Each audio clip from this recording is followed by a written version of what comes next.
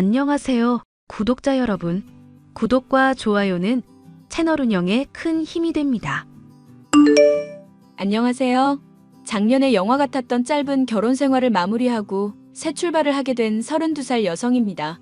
이혼하면서 받은 위자료, 회사 생활하면서 모은 돈으로 현재 서울에서 자그마한 디저트 카페를 오픈했고 1년째 운영하고 있어요. 제 결혼 생활이 왜 영화 같았냐면 1년 반이라는 기간 동안 좋은 기억이 단 하나도 없거든요. 30년 조금 넘게 살아온 짧은 인생이지만 제일 지워버리고 싶은 기억이기도 합니다. 그 끔찍한 기억 속에서 제가 괴로워했던 원인은 바로 시어머니였어요. 결혼 전부터 이혼할 때까지 저를 괴롭히지 못해 안달이 난 분이셨거든요. 마치 자기 아들 주변, 그러니까 제 전 남편 주변에 얼쩡거리는 여자들을 괴롭히기 위해 태어난 존재 같달까요? 그 정도로 지긋지긋하고 지금도 생각하면 치가 떨린답니다. 물론 이혼하면서 통쾌하게 복수하고 받을 거 받고 나와서 더 이상의 미움도 미련도 없습니다만 오늘 여러분께 큰 마음 먹고 그때 이야기를 들려드릴까 해요. 내 딸, 내 친구의 일이라 생각하고 들어주셨으면 좋겠습니다. 자기야, 어머니가 나 싫어하시는 것 같아. 별말 없으셔? 왜? 아무 말 없던데? 자기가 인사드릴 때 너무 긴장했던 거 아니야? 아직도 여운이 남았나 보다.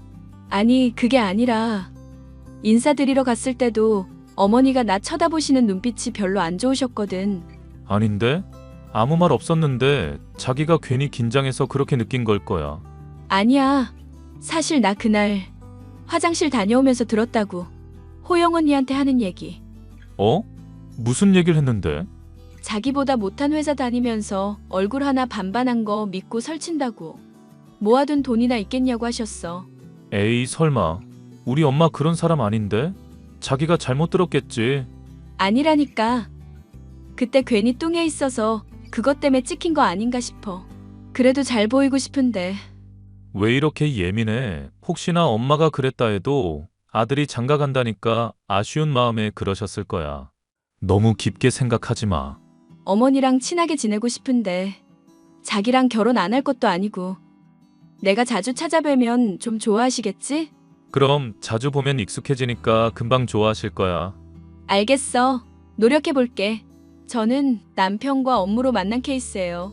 남편은 대기업에서 마케팅 팀장으로 근무하고 있었고 저는 대학 졸업 후 커피 유통회사에서 영업팀 사원으로 근무를 하고 있었죠. 업무를 여러 번 진행하다 보니 자주 만나고 연락하면서 자연스레 가까워졌습니다. 그렇게 1년 정도 연애하고 자연스레 결혼 이야기가 나와서 결혼 승낙을 받으러 시댁에 갔습니다. 하지만 시어머니는 제가 마음에 들지 않으셨는지 위아래로 쳐다보기 바쁘셨고 저는 이리저리 눈치 보느라 계속 식은땀을 흘려야 했습니다. 그래도 자주 찾아뵈면 좀 달라질까 싶어 주말마다 인사도 드리러 가고 밖에서 커피도 마시고 남편 통해서 작은 선물도 보내고 하면서 온갖 정성을 쏟았습니다. 하지만 그런 제 노력에도 불구하고 가끔 제 앞에서 대놓고 남편의 전 여자친구 이야기를 하거나 그 여자와 저를 비교하는 말을 많이 하셨죠. 그러면서 무의식 중에 제 이름 대신 전 여자친구의 이름을 부른다거나 하는 행동도 하셨죠. 물론 저도 사람인지라 기분 나쁘고 황당한 마음에 싫은 소리는 못하고 남편에게 화풀이만 할 뿐이었습니다. 그런 우여곡절 끝에 결혼식을 올렸어요. 결혼하고 나서 본격적인 괴롭힘이 시작되었죠. 결혼 전에 겪은 일들은 정말 아무것도 아니었습니다. 얘, 너 집에 있니? 네, 오늘 병원 갔다가 집에서 조금 쉬고 있어요. 무슨 일 있으세요? 넌 참 팔자도 좋구나. 남편이 벌어오는 돈으로 편하게 사니까 좋냐? 나이도 어린데 그럴 때 나가서 일을 해야지. 집에만 처박혀 있어서 원. 어머니, 제가 일부러 이러는 것도 아니고 아이가 생겨서 어쩔 수 없잖아요. 이해해 주세요. 아이 낳고 금방 복직할 테니까 너무 걱정하지 마세요. 모아둔 돈도 제법 있고요. 퍽이나 그러겠다. 잘난 우리 아들이 개고생해서 번 돈. 네가 집에서 커피 시켜 먹고 밥 시켜 먹고 다 축내고 있잖니? 그런 게 아닌데요. 어머니 저 서운해지려고 해요. 엄마, 뭐야 갑자기? 이 사람 임신했잖아. 그만 좀 해. 아이고, 유별나다. 지 마누라는 끔찍하게 챙기지 아주. 네 엄마나 그렇게 신경 써봐라. 밥이나 축내는 년 뭐가 좋다고. 엄마, 말이 심하네? 어떻게 대놓고 그런 말을 해? 내 아이 임신한 사람이야. 엄마 손주 품고 있는 사람이라고. 안정 취해야 하는데 왜 그래? 네가 너무 아까워서 그런다. 내가 며느리 복이 없어도 너무 없지. 어머니, 저 진짜 서운해요. 제가 일부러 그런 것도 아닌데 왜 맨날 제 탓만 하세요? 그리고 돈 축내는 년이라뇨? 저 그이가 주는 돈 안 쓰고 제 돈 쓰거든요. 너 지금 나한테 대드냐? 이 버르장 머리 없는 거사. 네 친정에서 그렇게 가르치던? 제 부모님은 왜 들먹거리세요? 뭐만 하면 제 탓에 제 부모님 들먹이고. 정말 너무하시네요. 왜 이렇게 저를 못 잡아먹어서 안달이시냐고요. 어머니도 며느리 입장이셨을 텐데 개구리 올챙이적 생각 못하는 것도 아니고. 저한테 이러지 마세요. 엄마 그만해. 당신도 그만해 좀. 자기야, 어머니 너무하신 거 아니야? 왜 자꾸 내 탓을 해? 그만하라니까. 아니, 이 상황에서 중립 지키려고 하지 말고 내 편을 들어줘야지. 내가 홀몸도 아닌데 왜 이런 스트레스를 받아야 해? 아니 그러니까 그냥 조용히 넘어가면 안 되냐고. 당신 임신해서 예민한 거 알겠는데 나도 피곤하다고. 그럼 나는 누구랑 말해? 누구한테 터놓고 이야기하냐고. 또 그런다 또. 내가 임신하고 싶어서 했어? 내가 분명히 피임하자고 했지. 자리 잡고 가지자고 했잖아. 왜 사람을 고생시키냐고. 딱 한 번 실수했다 그래. 나도 예민하니까 괜히 싸우지 말지. 응? 너무 스트레스 받는단 말야. 왜 나한테만 그러시냐고. 먹는 것도 차별하시고. 내가 이런 대우 받으려고 당신이랑 결혼한 줄 알아? 정말 당신이나 어머니나 너무해. 결혼하고 얼마 되지 않아 계획에 없던 임신을 하는 바람에 저는 다니던 회사를 그만두어야 했습니다. 생명을 품고 있는 게 생각보다 힘든 일이더라고요. 젊은 나이인데도 불구하고 쉽게 지치고 업무에 지장이 생겨 결국 퇴사할 수밖에 없었고, 시어머니는 그런 저를 못마땅해 하며 대놓고 지적질 하시는 건 물론이고 임신한 몸인데도 옛날 이야기 들먹거리며 은근히 집안일을 시키기고 했고요. 그리고 하도 동네 어르신들께 제 흉을 보고 다니고 대놓고 제 흉도 보셔서 저도 모르게 전화하거나 대화할 때 녹음하는 습관이 생겼답니다. 모든 걸 증거로 남겨두면 언젠가 써먹을 일이 있겠거니 하고요. 그러다 임신 5개월에 접어들 때쯤 청천벽력 같은 소식을 듣게 됩니다. 바로 남편이 퇴근하고 오던 길에 교통사고를 당하고 만 거였어요. 야, 너 어디야? 어머니, 저 지금 병원 가고 있어요. 이제 연락 받고 가고 있어요. 아휴, 속 터져서. 너는 뭐 하는 앤데 이제야 오는 거야. 내 아들은 사경을 헤매고 있는데. 그이 많이 다쳤어요? 다리가 골절되었다고만 들었는데 심각한 상황인가요? 사고를 당한 거 자체가 심각한 거지. 넌 애가 왜 이렇게 굼떠? 죄송해요. 금방 갈게요. 어휴, 이게 다 너 때문이야. 네? 왜 저 때문인데요? 그이 사고 난 게 제 탓이라고요? 그럼 네 탓이지. 집안에 사람 잘못 들어와서 이런 사단이 나는 거잖니. 재수가 없으려니까. 어머니, 정말 너무하세요. 제가 사고 나라고 기도한 것도 아니고 뭘 어찌한 것도 아닌데 왜 제 탓만 하시냐고요. 너 지금 나한테 말대꾸하는 거냐? 너 그냥 병원 오지 마라. 네? 너 때문에 사고 났는데 내 아들 상태 더 나빠질라. 너 그냥 집에나 있어. 우리 아들 살려내. 어머니, 저도 호균 씨 상태를 봐야 상황 판단을 하죠. 너무 뭐라 하지 마세요. 참나, 어이가 없네. 이 못 배워먹은 년아. 너 때문에 이 사단이 났는데 그럼 너 보고 뭐라 하지 누구 탓을 해? 병원 근처엔 얼씬도 하지 마. 진짜 저더러 어떡하라고요. 뭘 어째? 병원 근처에 오지도 마. 부정 타서 내 아들 잘못 될라. 얌전히 집에 짜져 있어. 시어머니는 남편이 사고 난 이유가 저 때문이라며 말도 안 되는 이유를 갖다 대며 몰아세우셨어요. 임신 중기로 넘어가니 배도 많이 나오고 몸이 무거워졌는데 배뭉침도 있고 허리도 아프고 움직이는 게 쉽지가 않더라고요. 남편은 다리 수술도 하고 재활 치료도 해야 해서 거의 3주 정도 입원해 있었습니다. 시어머니는 저를 병원 근처에도 못 오게 하셨고 매일같이 연락해 온갖 모욕적인 말을 일삼으셨죠. 결국 스트레스를 견디지 못하고 아이를 유산하고 말았습니다. 아이를 잃은 슬픔에 헤어나오지 못하고 있는 상황에서도 시어머니의 폭언은 계속되었죠. 괜찮냐는 말 한마디 없이 집안 대 끊기게 할 거냐는 말은 기본이었고요. 애 낳은 거나 다름없어서 병원에 일주일 정도 입원해 있는데 쓸데없이 돈만 축낸다며 친정 부모님 앞에서도 멍청하고 모자란 며느리라며 모욕적인 발언을 서슴지 않고 하셨답니다. 자식도 못 낳는 몸, 쓸데없는 년이라는 말을 하도 들어서 스트레스로 인한 과민성 대장증후군도 생겼죠. 남편이라는 놈은 제 편을 들어주기는커녕 이러지도 저러지도 못하고 있는 상황이었고 제가 뭐라고 할라치면 아픈 다리 핑계대며 요리조리 빠져나가기 바빴습니다. 당연히 응원이나 도움 따위는 기대하기 어려웠고요. 당신 정말 너무한 거 아니야? 어쩜 나한테 이럴 수 있어? 왜? 또 무슨 일인데? 아니, 당신도 들었잖아. 어머니가 나한테 하는 말. 그런데 어떻게 가만히 있냐고. 그럼 그 상황에서 내가 난리쳐야 해? 그러라는 게 아니라 적어도 와이프 편 들어주면서 괜찮냐고 말이라도 할 수 있는 거잖아. 아무것도 안 하고 이도 저도 아닌 태도던데. 이 사람아, 생각을 해봐. 내가 중간을 지켜야지. 당신이 지킬 거야? 무슨 소린데? 내가 누구 편 들어주면 분위기가 뭐가 되겠냐? 너는 생각이 있는 거야, 없는 거야? 무슨 말을 그렇게 해. 사람 속상하게. 그럼 불평을 하지 말라고. 여러 사람 신경 쓰이게 진짜. 그래, 말을 말자.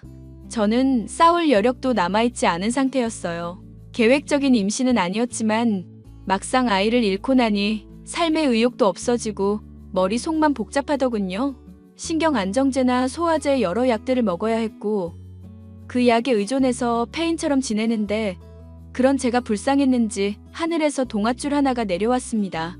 누군가 저에게 지속적으로 전화를 해오고 있었고 망설이다가 이내 전화를 받게 되었습니다. 그런데 저는 놀랄 수밖에 없었어요. 저에게 연락했던 사람은 바로 남편의 전 부인이었으니까요. 안녕하세요. 김지수 씨 맞으시죠? 네, 제가 김지수예요. 누구시죠? 무슨 일로 연락하셨어요? 시어머니랑 사이 좋으세요? 네? 다짜고짜 무슨 소리세요? 당신 누구예요? 아, 제 소개부터 할게요. 저는 호균 씨의 두 번째 전처 박경아라고 합니다. 네? 박경아요? 남편 전 여자친구 이름인데. 어떻게 절 아시네요. 그나저나 시어머니한테 몹쓸 짓 당하고 계시죠? 네, 맞아요. 근데 도대체 이해가 안 가는 게 두 번째 전처라고요? 우리 그이가 결혼했었어요? 네, 했었죠. 그것도 두 번이나. 나는 아무것도 모르고 주는 대로 받아왔지만요. 정말 황당하네요. 어떻게 이런 일이. 그쵸? 어이없고 황당하죠? 그래도 그쪽은 똑똑해 보이니까 제가 그냥 알려드릴게요. 뭐? 절 아세요? 어떤 걸 알려준다는 거예요? 제가 시어머니한테 복수할 방법 가르쳐 드린다고요. 생각보다 많은 진실에 놀랄 수도 있으니 잘 따라와요. 제가 복수할 방법을 알려드릴게요. 네? 저는 이 엄청난 사실을 듣고 난 뒤 깊은 고뇌를 하게 되었죠. 남편이 결혼 이력이 한 번도 아니고 두 번이나 있었다는 사실도 놀라웠지만 그걸 지금까지 숨겨온 것 자체가 매우 대단하더라고요. 화도 났지만 정말 어이없기도 하고 이 상황을 어떻게 헤쳐나가야 할까 싶은 찰나 전 부인이 알려준 대로 하기로 했죠. 그렇게 저는 당연하게 이혼을 결심했고 부랴부랴 변호사도 선임하고 정신없는 나날을 보냈습니다. 이혼 준비를 하는 데 있어서 5개월 정도 걸린 것 같아요. 제가 뭐라도 건질까 싶어 시어머니가 계실 땐 무조건 녹음기를 켜두었습니다. 결국 저는 가족들이 모두 모인 자리에서 그동안 모은 증거들을 내밀며 이혼을 선언했어요. 당연히 저를 붙잡기 바빴고 어떻게든 저를 다시 돌려세우려 안간힘을 쓰더라고요. 처음에는 같이 변호사를 선임해서 대응을 하겠다던 남편은 자기가 잘못한 걸 알았는지 시어머니와 저에게 찾아와 무릎까지 꿇으며 싹싹 빌었습니다. 저는 정말 시댁 식구들을 혼인 빙자 사기죄로 고소하려고 마음먹고 있었거든요. 남편은 당연히 흥청망청 쓰느라 가진 게 없었고 저에게 위자료랑 정신적 피해 보상금 주느라 전 재산을 탈탈 털었거든요. 자기야, 내가 정말 잘못했어. 우리 만나서 이야기 좀 할까? 내가 왜? 난 더 이상 자기랑 할 말 없어. 얼굴 보고 싶지도 않고. 세아가 그러지 말고 조금만 침착해지면 안 될까? 내가 생각이 짧았다. 그동안 너한테 죄를 저질렀으니 금방 풀리진 않겠지만 만나서 이야기 좀 하자, 응? 아니, 이미 이혼 판결 나고 위자료랑 다 받았는데 왜 만나서 이야기해야 해요? 저한테 할 말이 남아있어요? 아, 준 돈 다시 뺏으려고요? 아니, 그게 우리도 생활이라는 걸 해야 하잖니? 그런데 단 한 푼도 없는데. 그걸 제가 왜 신경 써요? 알아서 하셔야지. 잘난 아드님 대기업 다니는데 두세 달만 일하면 금방 돈 버는데 왜 저한테 빌붙으시려고 하세요? 야, 그래도 같이 산 세월이 있는데 너 너무한 거 아니냐? 야, 이 미친놈아. 네 마누라가 아이 잃고 제정신 아닐 때 넌 뭐 했냐? 네 엄마랑 하하호 웃고 다녔지? 골프 치러 다니고 술 마시러 다니고. 그게 남편으로서 할 짓이냐? 아니, 그건 직장 다니니까 어쩔 수 없는. 닥쳐. 어쩔 수 없긴 뭐가? 네 마누라가 중요하지 회사가 중요하냐? 그리고 내가 힘들다고 이야기할 때마다 이상한 사람 취급하고 중립이다 뭐다 하면서 나 몰라라 했잖아. 이렇게 될 줄 몰랐냐? 이 머저리야? 그래도 머저리는 좀 아니지 않니? 하늘 같은 서방한테 머저리라니. 어머니도 좀 정신 차리세요. 아, 이혼했으니까 이제 가족 아니네요. 아줌마, 저한테 뭐라 할 권리 없거든요? 뭐? 너 말 다 했냐? 아니요. 아직 할 말 있어요. 아줌마, 인생 그따위로 살지 마세요. 사기죄로 고소 안 한 것만으로도 다행으로 알라고요. 아니, 결혼을 2번이나 실패했으면 자식 교육을 좀 제대로 시켜야지. 아줌마가 유별나니까 그럴 정신도 없었겠죠. 앞으로는 정신 똑바로 차리고 사세요. 네? 너 지금 우리 엄마한테 말 다 했어? 그게 무슨 말버릇이야? 닥치세요, 너는. 네 엄마가 나한테 한 거에 비하면 아무것도 아니거든요. 확 입을 꼬매버릴까 보다. 한 번만 더 연락하면 경찰에 신고할 거야. 야. 아가, 이러지 말고 제발 이야기 좀 하자. 응? 아니, 지수야. 제발 이렇게 빌게. 제발 한 번만 만나줘. 아니, 귀 없어요? 지금까지 한 말 뭘로 들었대? 난 할 말 없고 들을 말도 없어요. 그럼 난 이만. 그렇게 1년 반의 제 결혼 생활은 종지부를 찍었고 저는 지금까지 잘 살아오고 있답니다. 그들이 어떻게 사는지는 궁금하지도 않고 들려오는 소식도 없어요. 왜냐하면 제가 접근 금지며 통신 제한이며 걸어버렸거든요. 한마디로 저한테 연락도 못하고 제 주변엔 얼씬도 못한다는 이야기입니다. 제 사연은 여기까지예요. 많은 공감이 되셨나요? 제 나이가 아직 젊다면 젊은 나이인데 해보고 싶은 거 마음껏 하면서 후회 없이 살려고요. 이혼한 경험으로 인해 연애나 결혼에 대한 생각은 싹 들어갔네요. 좋은 사람 나타나면 생각이 달라질 수 있겠지만 아직까지는 없답니다. 제 할 일 하면서 열심히 인생을 살아볼게요. 지금까지 제 이야기 들어주셔서 감사드려요. 많은 공감과 응원의 댓글 부탁드려요.